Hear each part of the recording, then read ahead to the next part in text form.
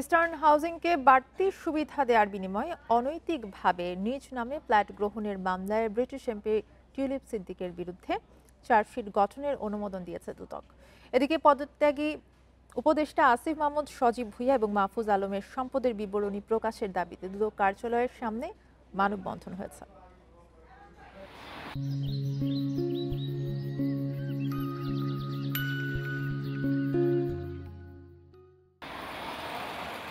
রাজধানীর গুলশানে বেসরকারি নির্মাণ প্রতিষ্ঠান ইস্টার্ন হাউজিংকে অনৈতিকভাবে প্লট নির্মাণের সুযোগ দিয়ে ব্রিটিশ এমপি টিউলিপ সিদ্দিকী একই ভবনে বিনামূল্যে ফ্ল্যাট গ্রহণ করেছেন।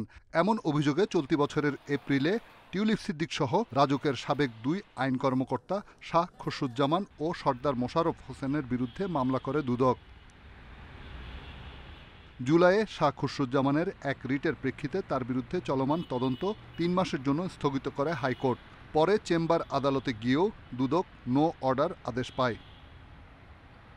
বিকল্প পথ না পেয়ে 5 মাস অপেক্ষার পরে খসরুজ্জামানকে বাদ দিয়েই মামলাটি চার্জশিট দাখিল করতে যাচ্ছে দুদক। টিউলিপ রিজওয়ানা সিদ্দিক তার আপন খালা শেখ হাসিনা, সাবেক প্রধানমন্ত্রীর সাবেক ক্ষমতা থাকার সুবাদে এবং প্রধানমন্ত্রীর আপন ভাগ্নি হয় তাদের রাজুকের আইন উপদেষ্টা এবং কর্মকর্তাকে অবৈধভাবে প্রবাহিত করে ইস্টার্ন হাউজিং লিমিটেডকে আমমুক্তা অনুমোদনপূর্বক এবং ফ্ল্যাট বিক্রয়ের অনুমোদন করিয়ে দেন।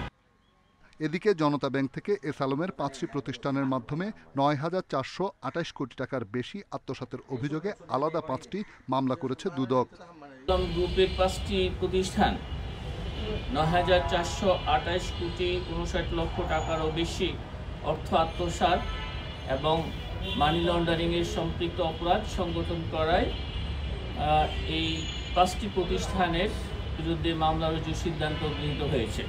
একই দিনে উপদেষ্টা পদ থেকে সরে দাঁড়ানো আসিফ মাহমুদ, সজীব ভুঁইয়া ও মাহফুজ আলমের সম্পদের হিসাব প্রকাশের দাবি জানিয়েছে দুর্নীতি বিরোধী ছাত্র জনতা ব্যানারে একদল বিক্ষুব্ধ নাগরিক।